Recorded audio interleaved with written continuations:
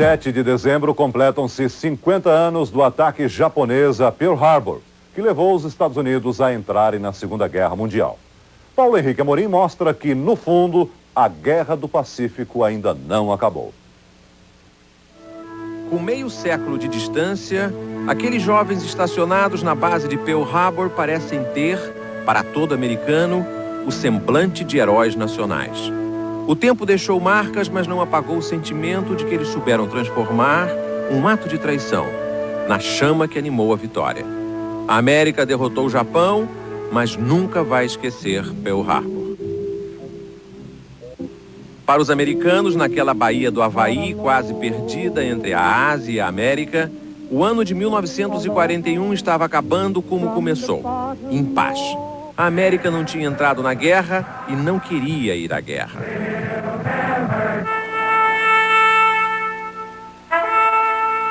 Mas do outro lado do Oceano Pacífico, o Japão se organizava para a guerra. O país inteiro se inclinava diante de uma força maior: crescer para fora do Japão. E para o imperador Hirohito, aquele sonho era a encarnação do seu império.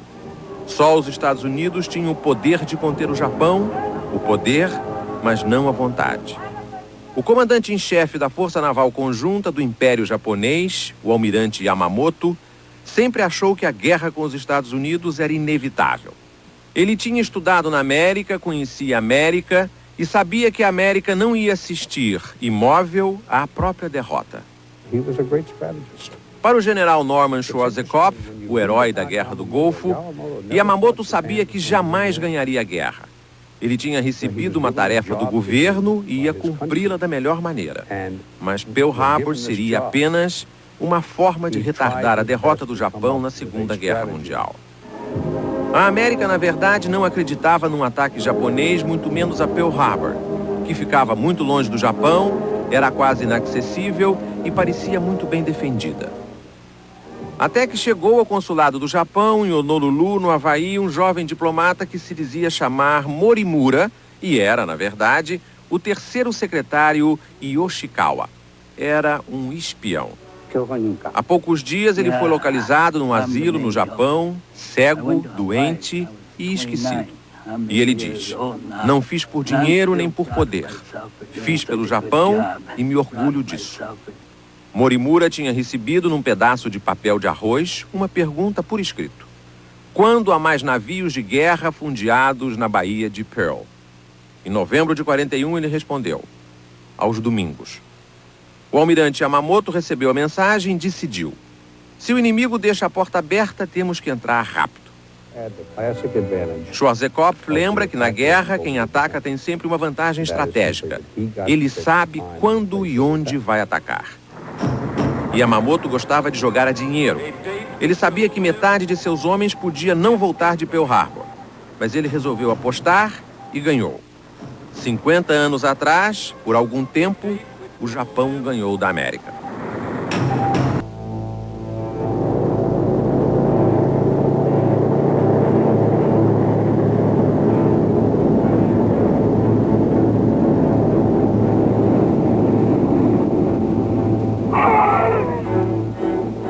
Às 5:50 da manhã do domingo 7 de dezembro de 1941, os porta-aviões japoneses estavam na posição pré-determinada. Ia começar a Operação Z, mas os ventos fortes e a chuva atrasaram os planos. Só às 6:10 os lendários aviões de combate Zero começam a decolar. São ondas sucessivas de bombardeiros que partem rumo ao Havaí. Às 7:15 da manhã inicia-se uma nova onda. Em 1h30, lembra Schwarzkopf, o homem que concebeu a decisiva campanha aérea contra o Iraque, Yamamoto lançou ao mar 350 aviões. Foi a mais rápida ofensiva aérea da história militar. Em Pearl Harbor, todas as estações de rádio ainda estavam fora do ar, menos a KGMB, com um programa de músicas românticas, pois os japoneses usaram o sinal dela para se orientar em direção ao alvo. Naquela manhã, a base de Pearl estava usando, ainda de forma experimental, uma nova engenhoca, o radar. O operador de plantão viu a tela cheia de pontos negros. Pensou que era um defeito, ele ainda não estava acostumado com a máquina. Mas ligou para o chefe. O chefe não deu importância. Devia ser uma esquadrilha americana a oeste, vindo dos Estados Unidos. 1 hora depois da decolagem, a leste, os aviões japoneses receberam a ordem de atacar. O inimigo tinha sido apanhado de surpresa. Tora, tora, tora.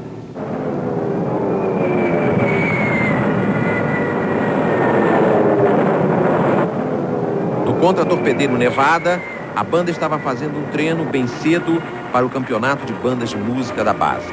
O Nevada repassava o hino nacional americano quando foi atingido.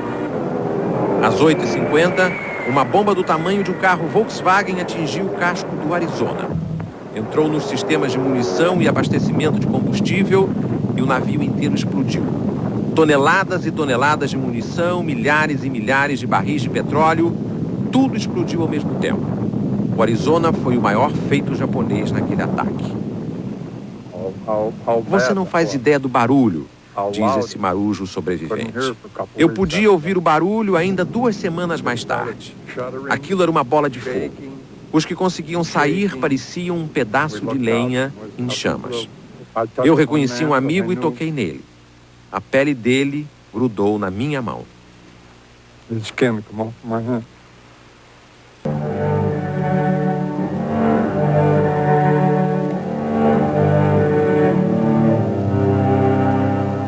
2.403 mortos, 1.178 feridos, 8 navios afundados, 10 navios destruídos e 160 aviões destruídos. Esse foi o balanço de Pearl Harbor. Tudo isso sem que os Estados Unidos estivessem em guerra.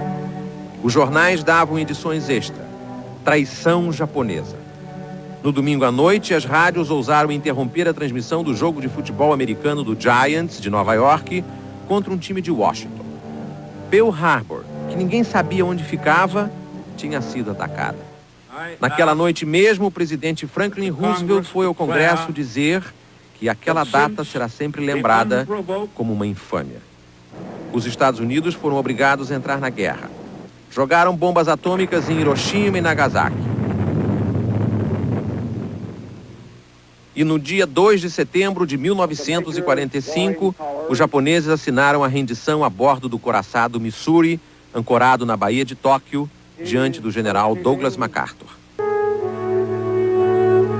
Agora, ao se lembrar de Pearl Harbor, os americanos parecem que estão sofrendo muito. Cada americano parece ver em cada japonês um almirante Yamamoto. Eficiente, mas traiçoeiro. Essa guerra ainda não terminou. A date which will live in infamy.